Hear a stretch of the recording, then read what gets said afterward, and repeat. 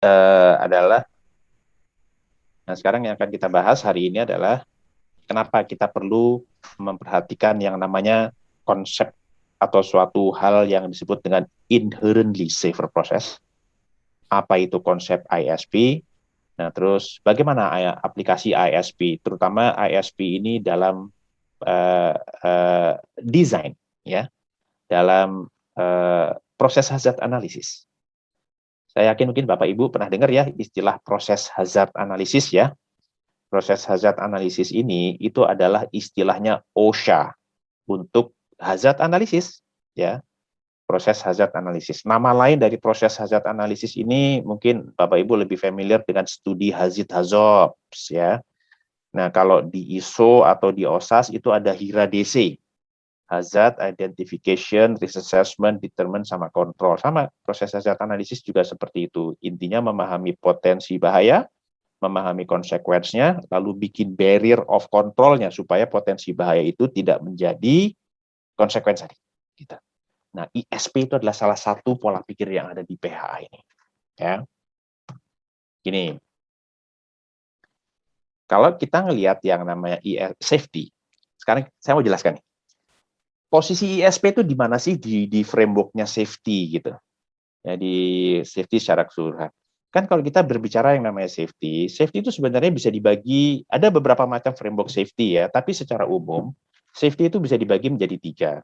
Ada yang namanya behavior safety, atau orang nyebutnya office safety, atau ada orang nyebutnya occupational health and safety. Ya, itu behavior safety. Terus ada proses safety management, terus ada environmental management. Ya, biasanya dibagi tiga gitu. Tapi ada juga yang membagi behavior safety, proses safety, sama yang terakhir itu mengeluarkan construction safety. Jadi ada construction, kontraktor safety management system gitu. Ada yang begitu juga ya. So that's okay ya, apapun itunya. Tapi secara umum adalah seperti ini, behavior, proses safety management, sama environmental management. Nah, kalau kita berbicara namanya proses safety management, itu adalah suatu manajemen untuk mengelola keselamatan kerja pada sebuah pabrik yang mempunyai proses gitu ya. Nah, ini kalau di Amerika di OSHA itu adalah sebuah kewajiban atau compulsory bagi perusahaan yang mengelola bahan kimia berbahaya. Tapi tidak wajib bagi perusahaan yang tidak mengelola bahan kimia berbahaya. Pabrik roti misalnya, ya, atau pabrik racing misalnya, gitu ya. Itu nggak wajib menerapkan PSM, tapi boleh kalau mau. Tapi kalau misalkan pabrik amoniak, pabrik pestisida, ya, petrochemicals atau refinery itu mengelola bahan kimia berbahaya. Kalau di Amerika sana mereka wajib ikut PSM. Salah satu elemen PSM itu adalah ini ada 14 elemennya ya PSM. Frameworknya itu ada 14 ini ya, OSHA, ada proses safety information yang 2 minggu atau 3 minggu lalu saya sempat webinar juga. Proses hazard analysis, waktu itu saya juga ada seminarnya juga, demikian juga dengan operating procedure. Ya, lalu ada elemen safe work practices, ini adalah untuk kalau operating procedure itu kan mengelola hal-hal yang rutin, ya. Prosedur IK untuk mengelola hal-hal yang rutin. Nah, kalau safe work practices ini adalah untuk mengelola hal-hal yang tidak rutin. Misalnya bongkar boiler, ya, misalnya bongkar reaktor gitu. Nanti di situ ada hot work permit, ada cold work, ya, ada apa confined space permit, lalu nanti ada JSA-nya. Nah, itu masuknya ke safe work practices. Ya, kemudian ada employee participation. Ini adalah bagaimana pentingnya partisipasi employee dalam mengimplementasikan safety. Kemudian pelatihan, ya. Lalu ada kontraktor safety management system. Ya, ini kontraktor. Ya, mungkin Bapak tahu lah ya, kontraktor safety management system. Kontraktor itu orang yang paling banyak korban kalau misalnya terjadi kecelakaan. Karena mereka lah yang ada di front line. Mereka yang berhadapan langsung dengan hazard. Karena itu perlu dikelola. Gitu. Mulai dari pre-qualification, ya, sampai nanti mulai berjalan, sampai review. Ya, nanti dikasih ada scoringnya, ada apa, agreementnya bagaimana, itu dibahas di kontraktor safety management system. Sehingga kontraktor yang bekerja itu juga tahu safety, nggak sembarangan. Manggil tukang las nggak, tukang las pinggir jalan, tapi tukang las yang benar-benar kompeten, punya certified, gitu, punya certifications. Terus ada elemen pre-startup safety review, ya, ini adalah pengecekan terakhir sebelum bahan kimia masuk. Lalu ada mechanical integrity, Ada manajemen of change, saya pernah juga sharing manajemen of change, ya. Lalu ada emergency response, incident investigation. Saya pernah melakukan incident investigation 3 kali, Bapak Ibu. Ini proses yang menarik tapi challenging, bukan sesuatu yang enak ya.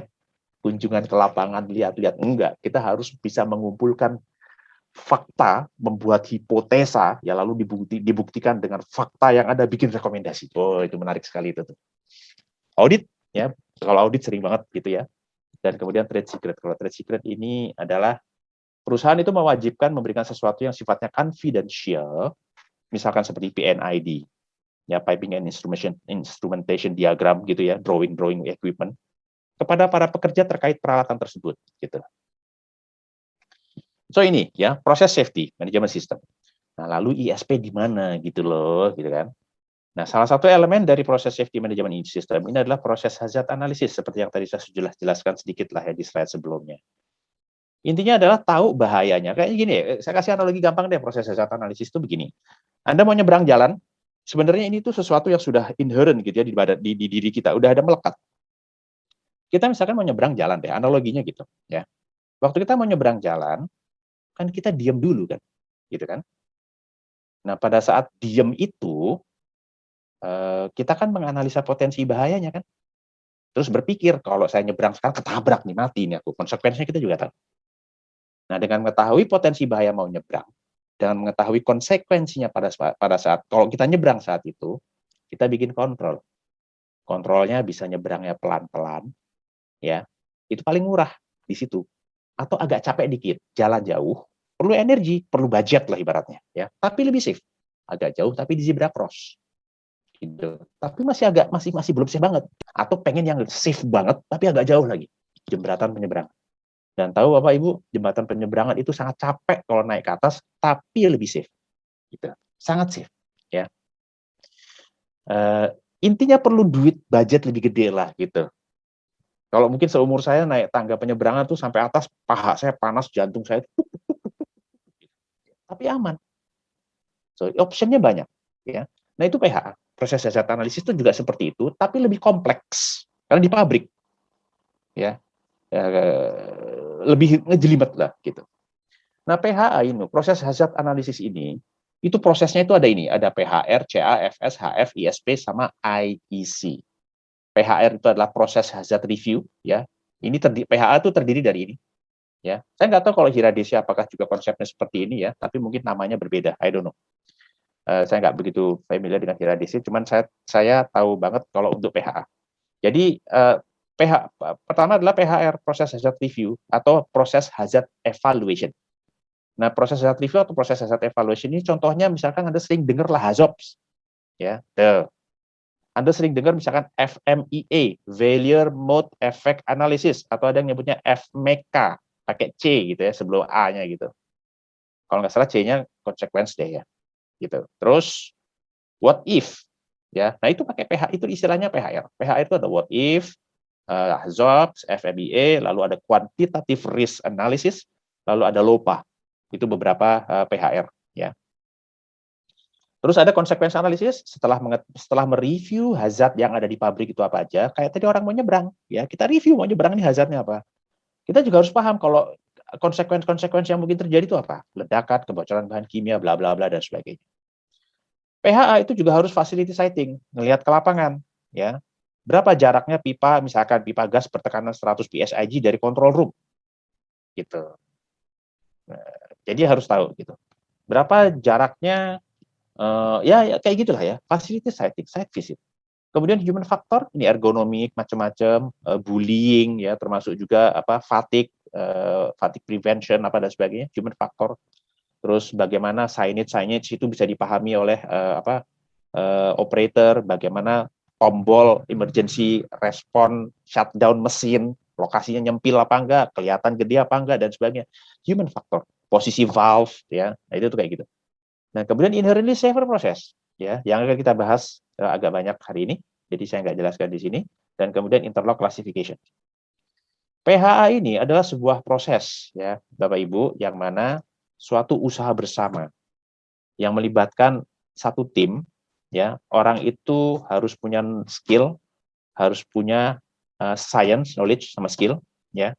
Karena itu orang yang bikin PHA itu harus melibatkan misalnya proses engineer, chemical engineer, civil engineer, ya, mechanical engineer, electrical engineer, dan lain sebagainya.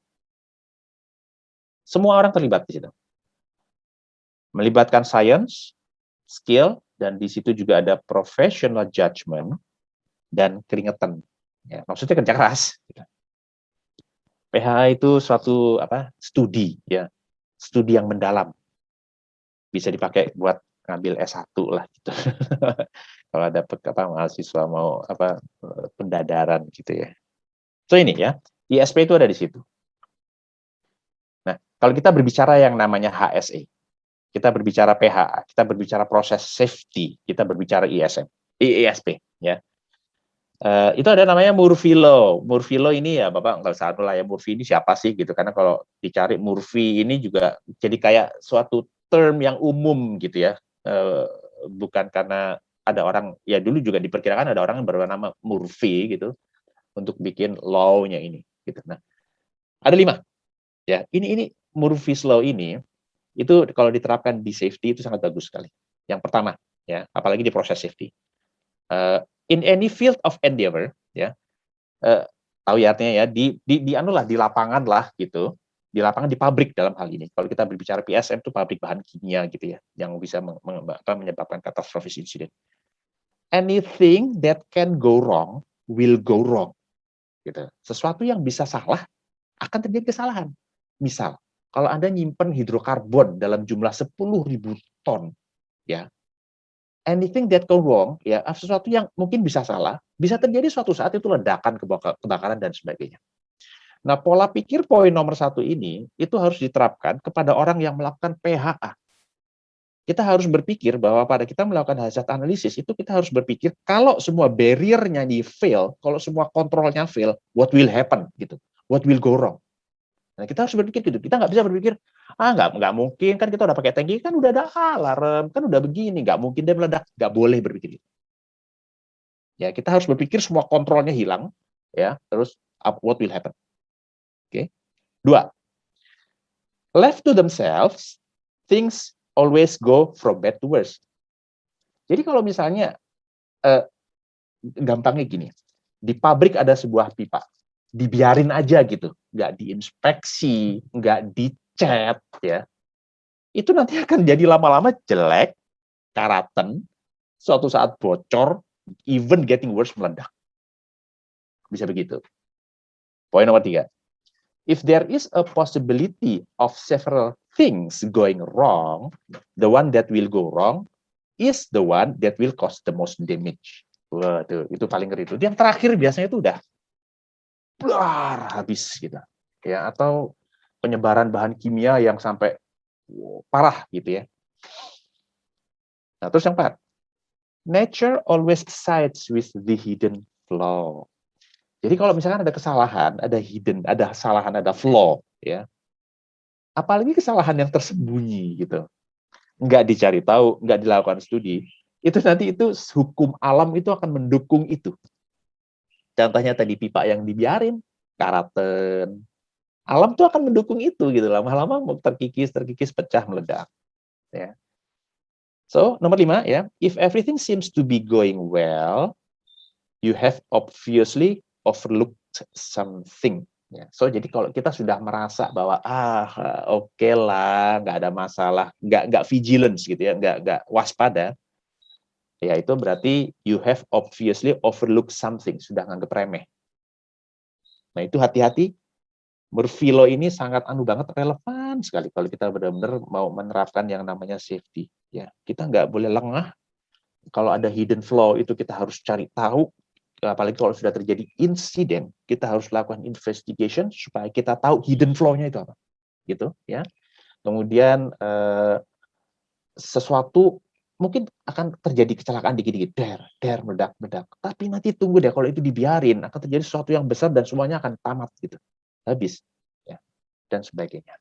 Murphy Law, ya. Ini menarik ya, law-nya ini 5 ini. Itu bisa diterapkan sekali dalam implementasi HS. Jangan lengah, ya. Jangan nganggap remeh potensi bahaya.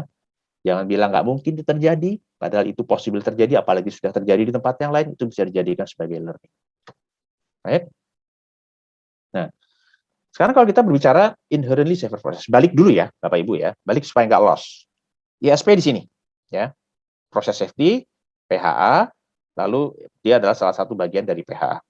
Oke, PHA ini dilakukan pada saat mulai dari start design. Nanti ada slide-nya. Nah, pada saat berpikir PHA ini, pada saat berpikir proses safety ini, kita bisa menerapkan yang namanya hukum Murphy. Jangan lengah, jangan anggap remeh, ya. Jangan kalau ada hidden flow dibiarin, ya. Ada peralatan jangan dibiarkan aja, lakukanlah maintenance, inspeksi, karena kalau enggak nanti yang akan mengambil alih itu alam, ya. Dan kalau alam, nah ya ini tadi left to themselves, things will also from bad to worse, gitu. Nature always sides with hidden flaw. Ya itu tadi. Nah sekarang kita masuk ISP. Apa itu definisi ISP? Ya ini Pak Broto, definisi. sebelum ke sana Pak Broto, Yes. yang ke Murphy Pak. Ya. Ada mau nambahkan? Oke, silahkan Pak, boleh.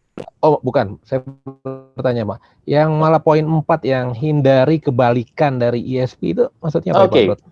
Hindari kebalikan dari ISP itu gini ya. Oke, saya belum jelaskan ya definisi ISP. ISP itu kan pola pikir untuk meremove hazard. Intinya gitu, ya. Kalau bisa sebisa mungkin meremove hazard atau mengurangi hazard, bukan mengontrol hazard, ya. Nah, beda kan? Nanti saya jelaskan. Nah, hindari kebalikan dari ISP ini, kita pola pikirnya itu jangan anggap remeh gitu loh. Gitu sih Pak maksudnya. Siap. Ya. Oke. Jangan nganggap remeh ya Pak ya. Gitu. Karena kalau ISP itu kita harus vigilance ya, harus itu tadi. Ini hazard, kita bisa remove nggak? Atau kita malah berpikir, udahlah udah biasa, misalnya gitu ya. Jangan berpikir begitu. Oke? Ya. Lanjut Pak. Ya. Nah, ini definisinya. Ya, saya ambil dulu dari perusahaan saya sebelumnya ya. DuPont itu kalau bikin prosedur itu sangat komprehensif, Bapak Ibu. Ya, saya belajar banyak gitu di DuPont. Nah, ini ada salah satu kan DuPont kan juga punya guidelines ya, pedoman untuk proses safety management system. Tadi kan ingat ya, behavior safety, PSM sama environmental tadi ya. Nah, yang tengah itu kan proses safety. Karena DuPont itu mengelola bahan kimia berbahaya seperti saya ceritakan tadi di depan. Dia bikin pedomannya tuh ketat gitu, bagus. Sampai definisi ISP dijelaskan dengan sangat jelas. So, definisi ISP menurut DuPont itu ini, is the pursuit of designing hazard out of chemical process and equipment. Jadi suatu usaha gitu ya, untuk mengejar, pursuit kan mengejar, untuk mendesain chemical process sama equipment, untuk mendesain supaya hazard yang ada di chemical process dan equipment tadi dikeluarin gitu. Rather than the use of engineering or procedural controls. Kan kalau menggunakan engineering sama procedural control kan hazardnya masih ada, tapi dikontrol. Nah ini yang namanya ISP, hazardnya ini bisa nggak di-remove gitu loh. To reduce the frequency or mitigate the consequences of potentially hazardous events. Ya, jadi gitu.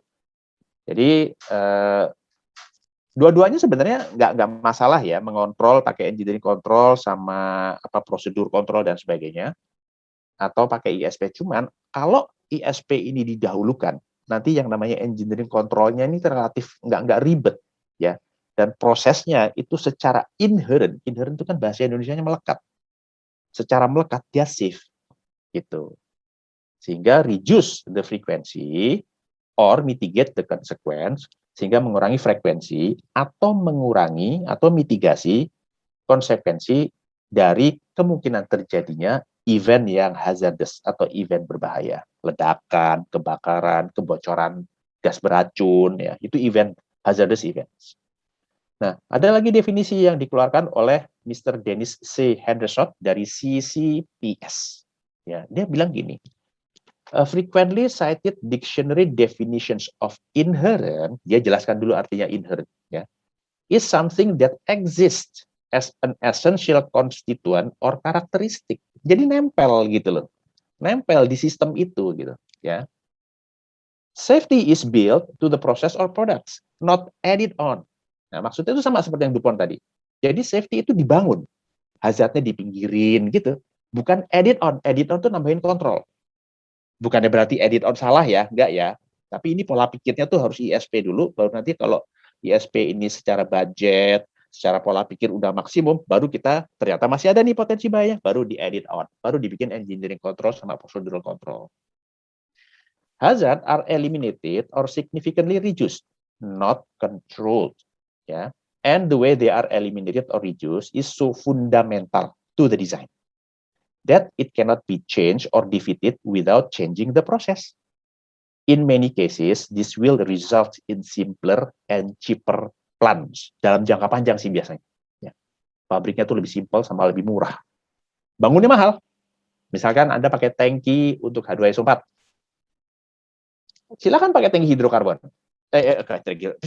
Karbon steel maksudnya. Pakai tangki yang biasa gitu ya. Tunggu aja nanti berapa tahun mulai dari bocor-bocor tuh. Tangkinya gede. Kalau udah ada bocor H2SO4 tuh beres ini. Aduh, gimana mau ditambal pakai teflon gitu di dalamnya misalnya.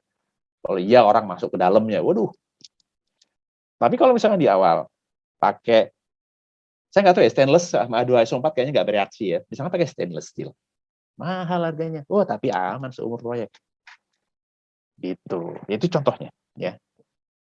Nah, ini definisi dari inherently safer process. Sekali lagi nanti gini ya, ini saya hanya menjelaskan konsep inherently safer process. Bapak Ibu juga nanti jangan terjebak dengan mengkotak-kotakkan antara ISP, engineering sama prosedur kontrol gitu ya. Terus nanti kayak batasannya di mana? Ada batasan garis hitam putih gitu. Enggak, ya. Ini adalah satu bagian dari satu sistem yang harus dikembangkan dalam mengelola PSM. Bukannya berarti ada batasan hitam putihnya. Kadang-kadang ada blur. Ya. Jadi jangan terjebak seperti itu. Oke. Nah, kalau kita berbicara yang namanya hazard, ya balik lagi dikit. Ini kan hazard nih. Ya. Kita tadi banyak tentang hazard. Ya, kalau kita mengelola sebuah pabrik, yang paling penting adalah kita harus tahu mengelola hazardnya itu bagaimana, gitu kan.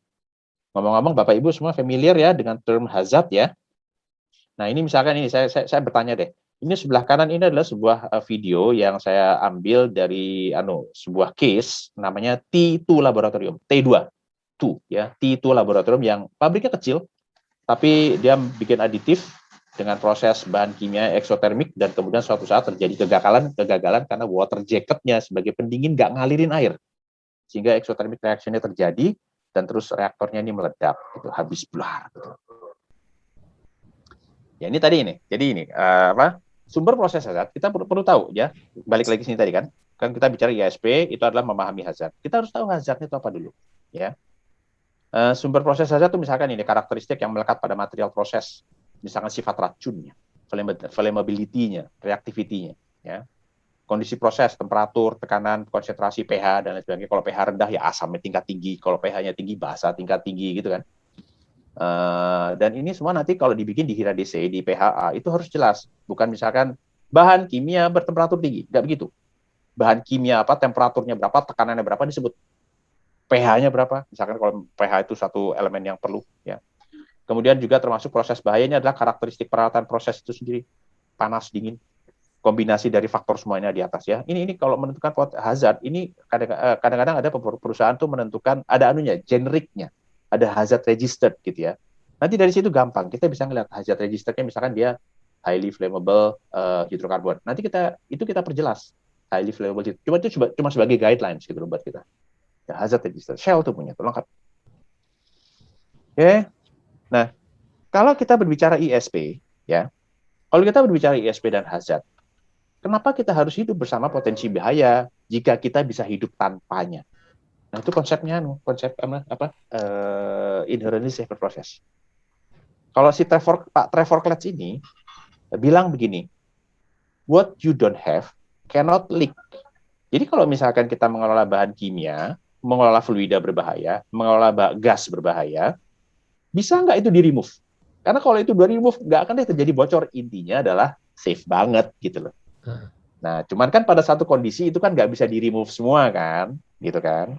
Harus tetap ada karena proses pabrik harus berjalan gitu. Nah, itulah yang harus dikelola ya. Nah, Trevor Kletz ini itu di dunia safe, dia seorang doktor. Dia cukup terkenal ya. Dialah yang menemukan HAZOP.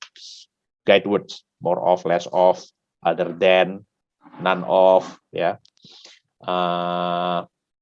Dia dulu jadi ceritanya tuh dia kerja di ICI. Tahun 68 disuruh menganalisa suatu proses di pabrik. Dan dia pakai dia mengembangkan metode HAZOPS ini.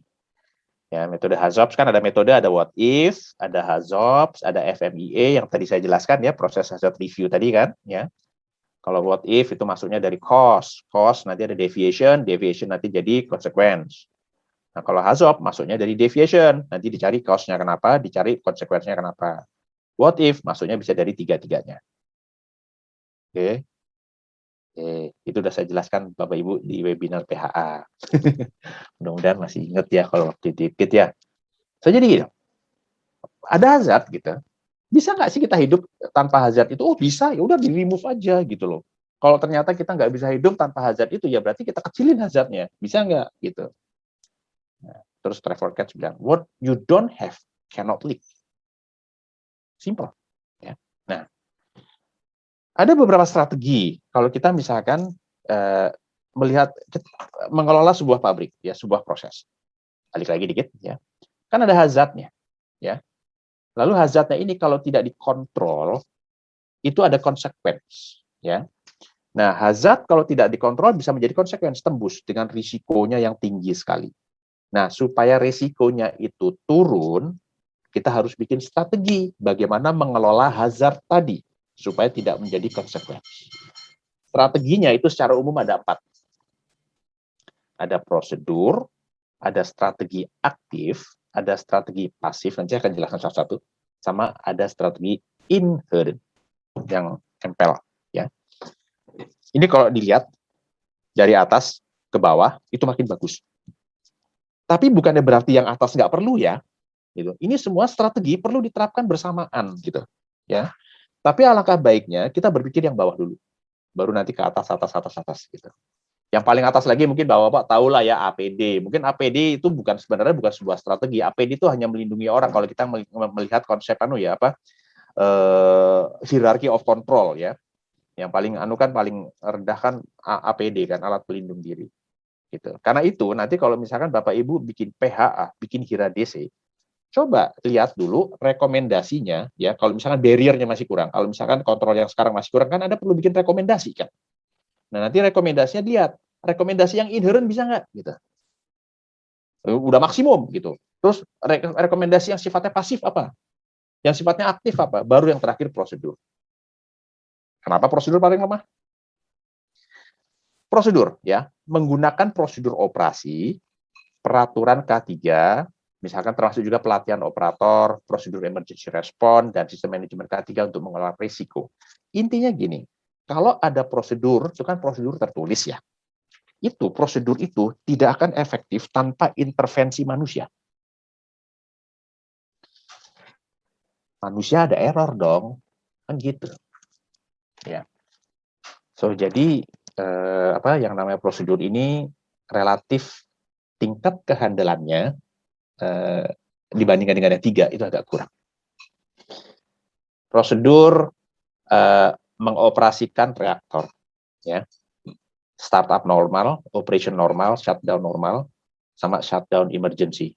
Oke, itu ada step by stepnya. Startup boiler, ya. Pertama, misalnya harus di purge dulu dengan uap pertekanan gitu ya, supaya gas yang ada di dalam chambernya nggak ada gas lagi, diukur gas detektornya, dan itu kan prosedurnya kan gitu kan IK-nya. Lalu nanti valve-nya dikonfigurasinya dibuka tutupnya pas, jangan trip valve-nya di bypass misalnya gitu ya, terus baru nyalain tombolnya mana dulu, kayak gitu kan, itu prosedur, itu kan ada manusia, ya, prone to human error gitu di situ prosedur Loto, oke, lalu ada prosedur hot work, cold work dan sebagainya. Penting tapi ya jangan diabaikan, tetap ada, cuman ya itu tadi relatif kurang ada. Nah terus strategi yang kedua, strategi aktif ya. Nah, strategi aktif ini adalah mengelola risiko dengan menggunakan sistem yang dia akan mengaktifasi gitu loh kalau terjadi suatu bahaya. Yang akan aktifasi kalau dia terjadi bahaya. Contohnya misalnya menggunakan sistem kontrol proses, terus ada safety instrumented system. Safety instrumented system itu ya sistem instrumen untuk mengelola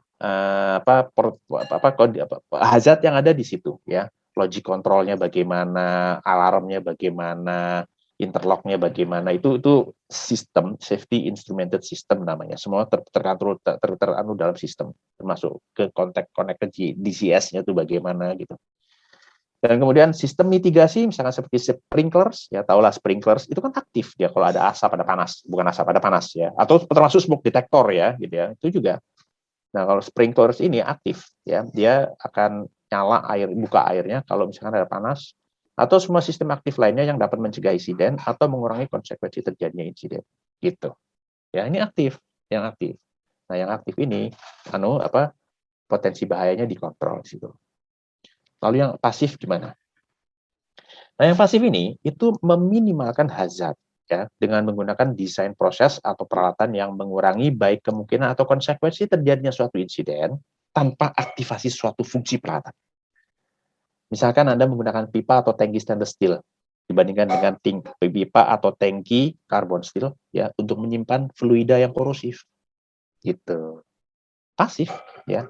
Tapi dia nggak rusak-rusak gitu. Daripada kalau yang pakai carbon steel mesti dilakukan inspeksi rutin, ketebalannya mungkin mesti diukur, diinspeksi gitu ya. Apalagi kalau udah bocor, waduh kalau udah bocor ribet. Kalau korosif, apalagi korosif sama flammable gitu, nggak bisa dilas. Repot lah gitu maksudnya ya. Kerjaan jadi akan lebih repot dan akhirnya akan terjadi potensi bahaya lain lagi. Dibandingkan kalau misalkan kita pakai yang proteksi yang pasif ini, misalkan pakai carbon steel ini contohnya gitu ya, pakai stainless steel misalnya untuk menyimpan fluida yang korosif. Lalu inherent ini menghilangkan ya, seperti yang tadi Bayer, dia punya metil isocyanat, akhirnya dihilangkan dengan apa? Pabriknya ditutup, ya, menghilangkan atau mengurangi secara signifikan hazard yang ada dengan berubah proses dengan menggunakan material atau kondisi yang relatif tidak berbahaya atau tidak ya, yang kondisi yang relatif tidak berbahaya atau kondisi yang tidak berbahaya, ya. Contohnya misalnya menggunakan cat, yang simpelnya ya, cat berbahan dasar air, bukan solvent. Nanti ada beberapa contohnya yang saya akan jelaskan. Gitu. Nah ini Pak, antara pasif sama inherent ini, itu kadang-kadang nggak ada batasan yang jelas gitu. Memakai stainless steel dibandingkan dengan carbon steel, contoh di sini, itu juga sebenarnya pola pikir yang inherent. Ya, jadi ini strategi.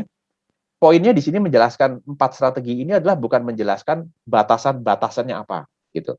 Ya, tapi menjelaskan ini apa, ini apa, ini apa, ini apa, dan nanti dalam penerapannya di lapangan, ini semua strategi itu harus diterapkan secara bersama. Ya, hanya pola pikirnya dari bawah ke atas dulu nih, gitu. Oke. Nah, dengan strategi inherent dan pasif, itu akan menghasilkan sistem yang pertama dapat diandalkan dan relatif lebih kuat. Kemudian nggak repot deh pada saat operations, ya. Cuman kadang-kadang ada challenge-nya tuh begini. Biasanya, misalkan apalagi kalau yang namanya capital project ya. Capital project itu kan punya budget sendiri. Nanti orang operation itu juga punya budget sendiri, gitu. Dan budget itu terpisah kadang-kadang gitu. Sehingga orang construction itu membangun bahannya tuh ya pakai bahan yang yang mungkin kalau menurut orang operation seharusnya pakai bahan yang lebih bagus dari itu, gitu loh. Nah, kadang-kadang kayak begitu, ya. Akhirnya nanti begitu serah terima, ya, apalagi kalau program maintenance-nya nggak bagus, orang operation nanti yang repot. Ya, jadi menghasilkan sistem yang dapat diandalkan dan kuat, kemudian suatu sistem yang bergantung pada bahan kimia dan properti fisiknya, maksudnya memahami ya, sistem yang bisa memahami bahan kimia dan properti fisiknya itu tadi, dan membangun suatu sistem yang tidak tergantung pada bel dan fluid alarm gitulah maksudnya ya. Jadi lebih dia. Itu tuh lebih ya kuat gitu ya.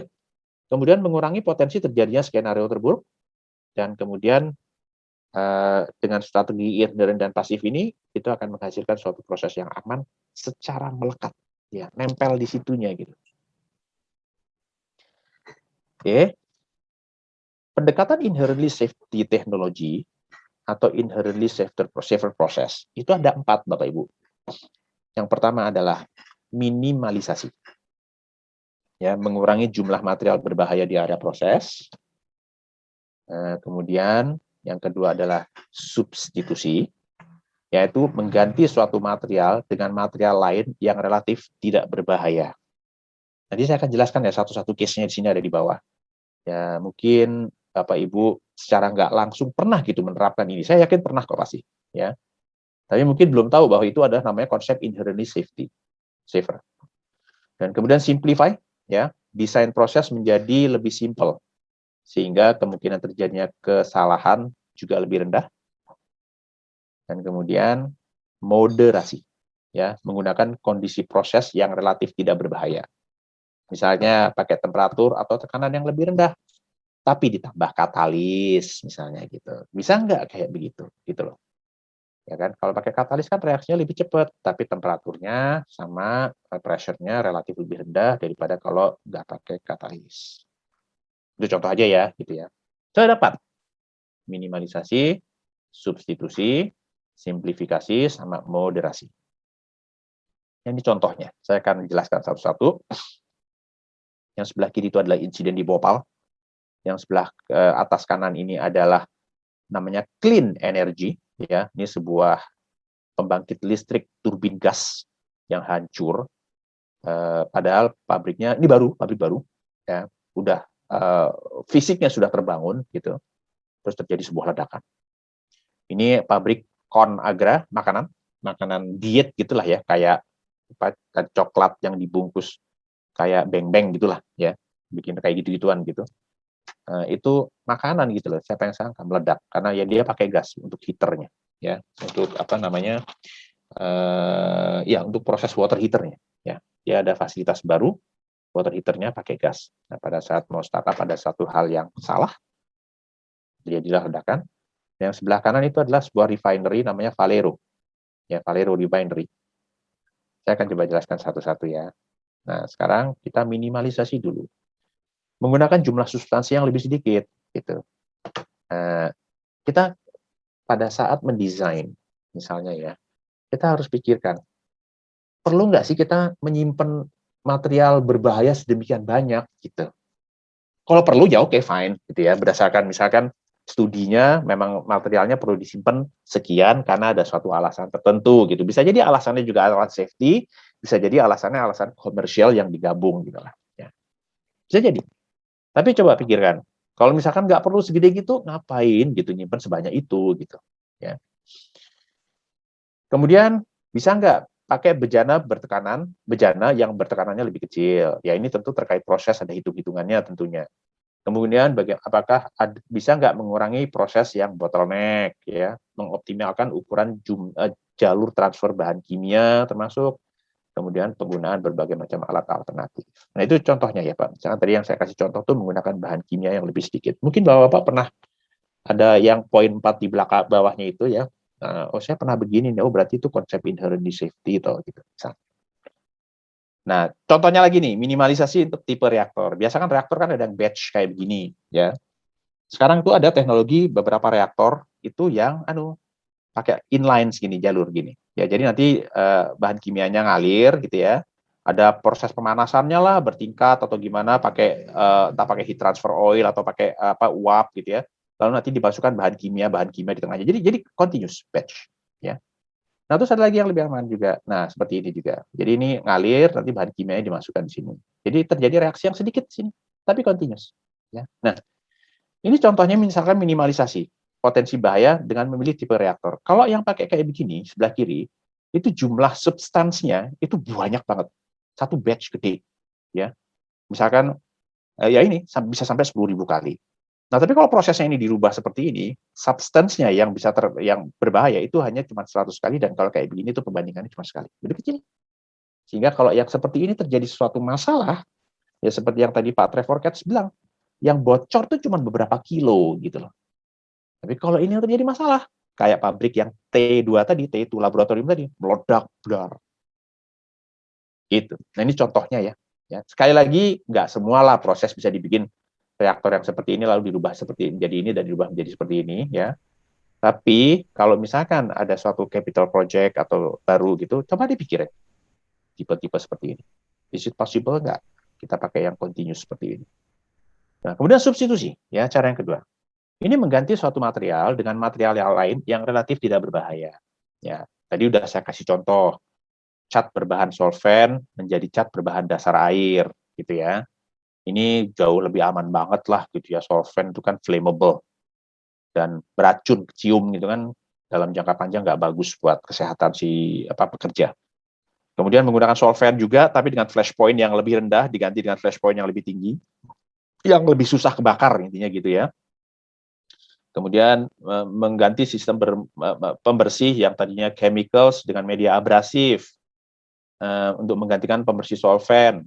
Mungkin ini contohnya ya, kalau misalkan mau ngecat bodi mobil gitu, yang tadinya mungkin bodi mobil itu bisa dihilangkan dengan pakai bahan kimia, tapi pakai media abrasif, misalkan kayak sandblasting gitu.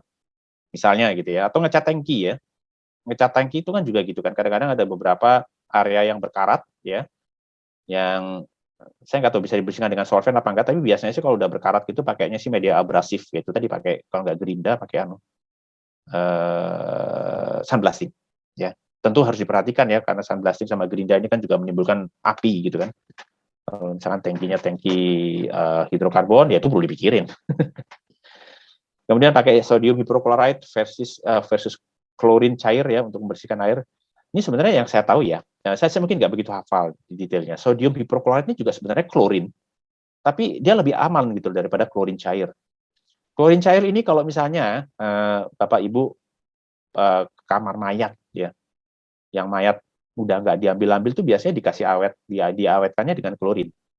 Itulah kolam renang deh itu klorin. Pembunuh kumannya itu klorin. Bleaching ya, pemutih gitu. Nah, kalau di kamar mayat, kalau pakai klorin kebanyakan tuh mata nangis, gitu, berair. Saya nggak pernah ke situ, saya pernah baca aja gitu ya. Kemudian itu bisa diganti mungkin dengan sodium hipochlorite. Ini mungkin lebih less hazardous dibandingkan dengan klorin. Ya, klorin itu beracun. Mengganti pipa hidrokarbon dengan jenis pipa yang lebih kuat ya, stainless steel misalnya, tapi tentu harus dilihat ya schedule-nya apa dan sebagainya sama kuat ya. Itu lebih bagus. Contohnya misalkan untuk tangki pipa amoniak deh. Ya. Itu kalau pakai stainless steel lebih enak gitu. Kalau pakai hidrokarbon, pipa hidrokarbon sih, pipa karbon steel, sorry, aduh. Iya benar sih, tapi ya mengganti pipa hidrokarbon, benar pipa hidrokarbon dengan pipa yang lebih kuat, maksudnya pipa karbon steel dengan pipa ya betul, sorry. Ya, misalnya kayak amoniak gitu. Kalau pakai yang karbon steel biasa itu nanti kayak jamur karatnya, blunduk-blunduk gitu. Ya. Kemudian mengganti konstruksi pipa dengan pipa yang lebih kuat. Ya, ini sama di atas bawah. Terus yang ketiga, moderation. Ya, memodernisasikan lah ibaratnya gitu ya, menggunakan sistem dengan kondisi yang relatif tidak berbahaya ya, misalkan temperatur atau tekanan yang lebih rendah ya, kondisi operasi itu di bawah titik didih misalnya ya, menggunakan bentuk material yang relatif tidak berbahaya, misalkan cairan yang lebih encer. Nih mungkin saya nggak bisa kasih contohnya satu persatu ya, tapi ini kurang lebih beberapa konsepnya yang bisa diterapkan. Nah kalau amoniak misalnya gitu ya, menyimpan amoniak itu yang bagus memang sih di temperatur sangat rendah, karena itu kalau ada tangki amoniak itu harus ada pendinginnya ya, daripada nyimpan di temperatur ambien, gampang uap. Amoniak itu gampangnya itu Anda ke WC pipis nggak usah disentor deh, nah itu amoniak. Itu jumlahnya kecil, tapi kalau amoniak dalam jumlah yang gede ya Pak, waduh itu nusuk hidungnya tuh sampai masuk ke atas gitu loh kayaknya, mata tuh pedes kecil gitu ya, rasanya gimana gitu ya, itu bahan kimia berbahaya. Saya lupa kalau nggak salah, ya yang pasti dia beracun. Flammable apa enggak saya lupa. Ya amoniak. Lalu ada larutan organik peroxide, ini juga mungkin lebih aman ya, larutan organik peroxide. Nah terus kalau bubuk aluminium ya, kalau misalkan ada proses menggunakan bubuk aluminium, hati-hati kalau pakai bubuk aluminium itu bisa menyebabkan dust explosion. Mungkin bisa pakai aluminium yang dalam bentuk pasta atau ya pasta ya pasta, atau kadang ada yang palet-palet kecil gitu ya kalau nggak salah deh. Itu bisa misalkan contohnya. Itu beberapa konsep moderasi. Nah, kemudian di contohnya yang lain yang menggunakan katalis ya untuk proses dengan temperatur atau tekanan yang lebih rendah, untuk ya menggunakan katalis sehingga proses reaksinya tuh temperatur sama tekanan lebih rendah. Kemudian menggunakan solvent dengan daya penguapan yang lebih rendah untuk tekanan operasi yang lebih rendah, ya mendesain fasilitas demikian rupa sehingga membatasi akibat yang ditimbulkan dengan terlepasnya material atau energi, membatasi kemungkinan terlepasnya bahan berbahaya atau mitigasi efeknya dengan membangun kontainer. Valero, ya. Simplifikasi, ini tadi apa nih? Sebentar. Tadi ini moderasi, ya. Terus simplifikasi. Yang ketiga ya, Pak? Ini yang keempat dong. Oh, yang keempat, sorry. Oh, ini tadi Yang nangkep, moderasi yang Pak. ketiga. Ya, yang simplifikasi. Ini mendesain fasilitas di mana kemungkinan terjadinya error atau peralatan yang gagal bekerja lebih kecil, ya. Mendesain fasilitas yang lebih dapat diterima, menerima terjadinya error, ya. Jadi kalau ada error nggak cepat rusak, gitu. Dan kemudian lebih simpel dan lebih baik. Nah, kapan sih ISP ini diterapkan? ISP ini diterapkan pada saat product life cycle. Ya, jadi pada saat business planning, pada saat baru punya usulan mau Ini bangun sekaligus pub, jawab yang pertanyaan Pak Ridwan ya, Pak ya? bisa, Ya, ya. oke, siap. Lanjut. Betul. Jadi mulai kapan nih? Tadi ada pertanyaan gitu ya, mulai kapan Ya, gitu ya? Ya, betul. benar-benar. Jadi mulai pada saat business planning, ya business planning kita mau pakai teknologi apa nih? Gitu. Itu udah mulai dipikirin. Ada teknologi yang mahal tapi bagus dan kuat dan sebagainya. Tapi ada teknologi yang KW2 gitu ya, yang bisa jalan prosesnya, tapi mungkin perlu inspeksi lebih, sering, perlu ya mungkin mesinnya juga nggak sehadal kalau yang pakai teknologi yang pertama gitu. Nah terus juga bisa pada saat research and development ya. Nah pada saat desain ini pada saat bikin blueprint, drawing, nah itu harus dipikirin. Nah, pada saat ngitung-ngitung ya, mulai di sini nih, mulai PHA semua nih ya. Tapi PHA-nya masih tahap awal, ini tahap PHA-nya masih belum detail, tapi pada saat desain ini udah mulai detail PHA-nya. Dan kemudian lebih detailkan lagi pada saat construction, dan pada saat construction ini juga bisa diterapkan pola berpikir ISP ya pada saat bangun construction ini. Dan kemudian baru nanti dibagi pada saat operations and maintenance juga ya. Misalkan pada saat terjadi TA, turnaround, atau misalkan pada saat terjadi insiden, atau misalkan pada saat terjadi change ya, sehingga perlu management of change, sampai demolish nih kalau nggak salah ya, dibongkar. So inherently safer process itu bisa diterapkan di mana-mana. Bisa bukan di mana-mana, maksudnya diterapkan di tahap awal. Yang bagus diterapkannya adalah mulai dari sini. Karena kalau udah dibangun terus mau dirubah, ya tahu sendirilah harganya mahal ini ampun. Oke. Ya tadi research development, ya pengaruh ISP pada proses life cycle itu adalah bisa dilakukan pada saat research and development ya. Kemudian pada saat bikin project, pada saat bikin PHA-nya, nah itu pada saat bikin PHA-nya itu dipikirkan gimana konsep inherently safer process, dan kemudian cyclic PHA. Cyclic PHA, proses data analisis cyclic ini itu adalah kewajiban di OSHA bahwa PHA ini kalau di pabrik itu tidak terjadi apa-apa, itu setiap 3 tahun sekali harus direview. Namanya cyclic PHA, cyclical. Maaf, saya angkanya lupa ya, kalau nggak 3 tahun, 5 tahun lah gitu, tapi mungkin 3 tahun ya, kalau untuk proses berbahaya. Ya, tapi kalau untuk proses yang nggak berbahaya, bisa 5 tahun. Gitu. Cyclic PHA namanya. Ya, itu harus direview. Nah, pada saat mereview itu, mungkin terpikir nih kayaknya mesti dirubah nih pakai teknologi yang lebih gini, lebih safe, karena dulu pernah terjadi kebocoran, bla bla bla bla bla. Gitu. Ya, jadi harus dibahas. Kemudian management of change, misalkan ada satu change ya, entah ganti boiler, ganti kompresor, atau ganti sistem, ganti reaktor gitu dan sebagainya.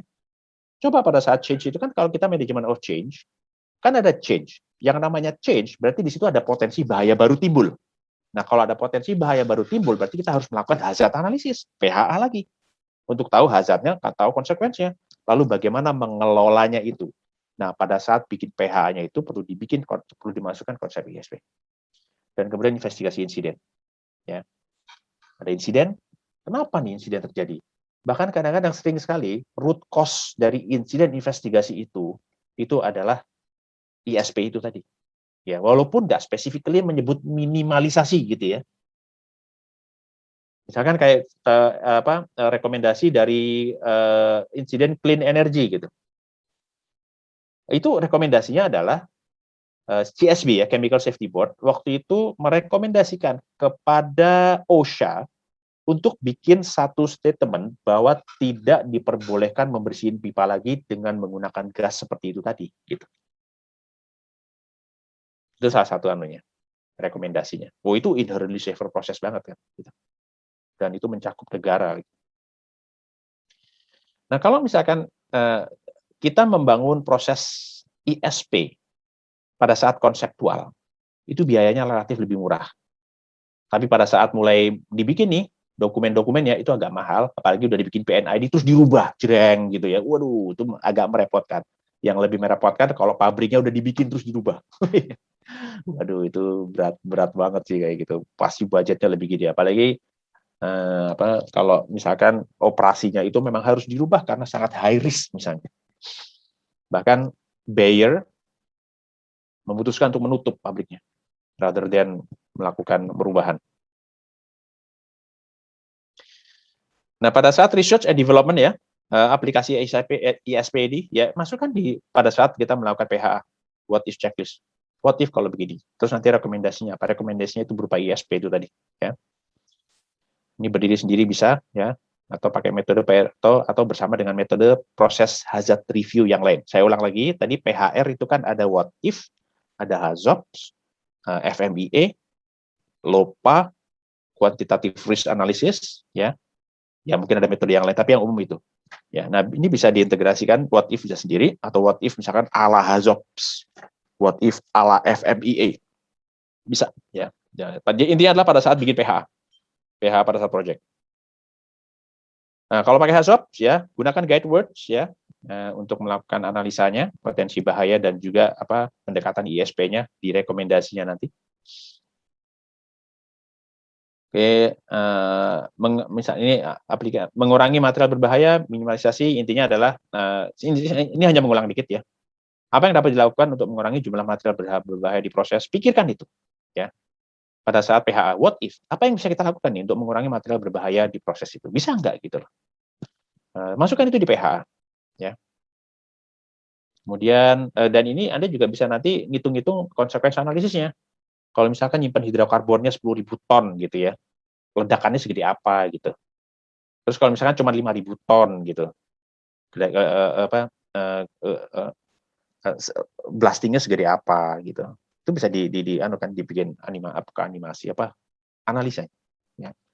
Nah kalau misalkan 5.000 ton lebih kecil gitu ya, memungkinkan nggak sih gitu, mengganggu nggak sih gitu. Dari segi komersial misalkan, kalau ternyata demand-nya gede, mungkin 5.000 kurang ya mungkin agak digedein. Tapi kalau 10.000 gede, mungkin apakah cukup gede, apa terlalu besar, ya itu dipikir ya. Sekali lagi PHA itu adalah skill, knowledge, and judgment. Sama keringat di situ. Orang-orang itu harus orang-orang yang paham. Kemudian mengurangi penggunaan bahan yang mudah terbakar atau tidak menggunakan bahan mudah terbakar. Pikirkan, material apa yang dapat dijadikan pertimbangan untuk digunakan yang mempunyai daya bakar lebih rendah atau bahan tidak mudah terbakar, misalnya ya. Kemudian proses dengan temperatur lebih rendah atau proses dengan tekanan rendah ya. Apa yang dapat dilakukan untuk merubah proses sehingga dapat dilakukan dengan temperatur atau tekanan yang lebih rendah. Bahkan pada beberapa pabrik-pabrik yang udah tua itu mereka mengurangi temperatur sama tekanannya, melakukan re-rating ya karena mungkin reaktornya udah lebih tipis daripada sebelumnya sehingga perlu dikurangi, ada perubahan proses di situ. Ya, dan tentu perubahan itu pakai manajemen of change, dianalisa proses hazard analisisnya, pikirkan ya, konsep ISP di situ bisa apa enggak. Aplikasi ISP pada PHA ya pertimbangan pada saat screening ya, screening hazard pada saat pre-authorization sama pada saat bikin detail PHA-nya. Cari suatu kesempatan untuk menerapkan konsep ISP kalau ada change ya, ada manajemen of change ya. Change ini penting sekali ya Bapak Ibu. Pikirkan ISP saat revalidasi PHA tadi juga sudah dijelaskan ya. Ini kan conclusion-nya. Berpikir out of the box ya untuk identifikasi suatu konsep baru dan mendokumentasinya. Nah, in conclusion, ISP itu apa sih gitu loh. Ini loh ISP. Itu adalah filosofi untuk mendesain dan mengoperasikan berbagai macam teknologi termasuk proses kimia. Ini bukan suatu spesifik teknologi, bukan misalkan suatu rumus empiris ya, harus begini ada batasannya begini begitu ya, or set of a tools or activities. Tapi ini sebenarnya sebuah approach to design. It's a way of thinking. Gitu sih, Pak. Ya. Ini hanya pola pikir ya, yang dinamakan inherently safer process. Itu. Kalau dulu namanya sih masih dulu namanya masih intrinsically safe gitu. Tapi terus akhirnya terkenal dengan nama inherently safer process. Sekali lagi ada 4 cara: minimalisasi, substitusi, moderasi, simplifikasi. It is a way of thinking, ya. Bukan satu metode HAZOP, bukan satu metode HAZIT, atau what if, LOPA. It's a way of thinking gitu dalam proses life cycle. Gitu, Bapak Ibu. Ini slide terakhir dari saya, ya. Oke, sedikit penutup sebelum kita acara utama nanti. Acara utama kita adalah foto bersama. Ini sekedar reminder aja, mungkin teman-teman tadi ada yang telat bergabung. Sekali lagi, event ini tidak berbayar alias gratis, jadi tidak berbayar sama sekali. Namun kalau teman-teman pengen sertifikat seperti yang di kanan, ya, karena ada nilai 4 jam, pelatihan 4 jamnya, kemudian ingin materi yang tadi luar biasa dipaparkan oleh Pak Broto, teman-teman ada biaya investasi sebesar 150.000, ya. Gimana caranya? Tinggal difoto aja ini barcode-nya, nanti akan langsung nge-link ke Mbak Siva dan bisa daftar ke sana untuk mendapatkan sertifikat dan mendapatkan materi yang luar biasa tadi.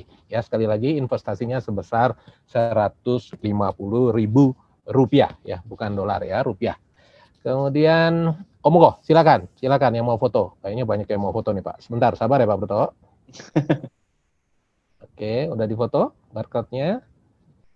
Oke, udah ya. Oke, kita lanjut dulu. Kami juga butuh evaluasi ya. Tidak ada gading yang tak retak. Mungkin ada kekurangan-kekurangan dalam setiap tahapan yang untuk webinar hari ini. Tolong lakukan evaluasi dan kita butuh masukan agar ke depan kita bisa lebih baik lagi.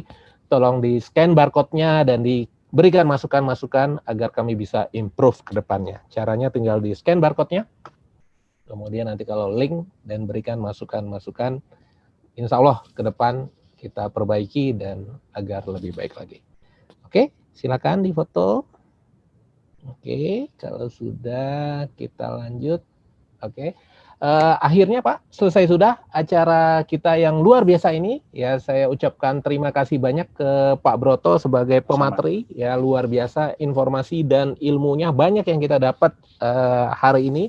Dan mudah-mudahan bukan hanya secara teori, teman-teman juga bisa aplikasikan di lapangan. Namun sebelum acara puncak kita, mungkin ada summary Pak Broto untuk menutup event ini. Silakan, ada summary-nya Pak Broto.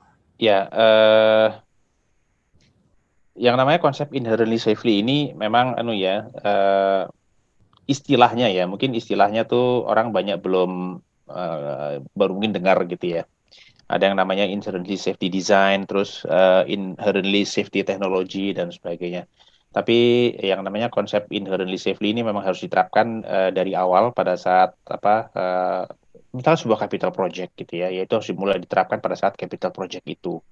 Kalau dia bahannya korosif, ya mbok pakai metalnya tuh yang yang nggak korosif. Misalnya kalau misalkan pakai bahan kimia yang dalam jumlah banyak, ya coba dipikirkan bisa nggak itu di-reduce supaya inherent hazardnya itu juga turun. Ya, mudah-mudahan dengan yang saya sharing ini, bagaimana mengimplementasikan ISP yang sebenarnya adalah way of thinking itu ke dalam safety. Prosesnya ada di mana itu mudah-mudahan bisa Bapak dan Ibu bisa paham lah itu ada di mana. Itu aja sih Pak Putra ya dari saya. Semoga apa yang saya sharing hari ini bisa bermanfaat. Assalamualaikum warahmatullahi wabarakatuh.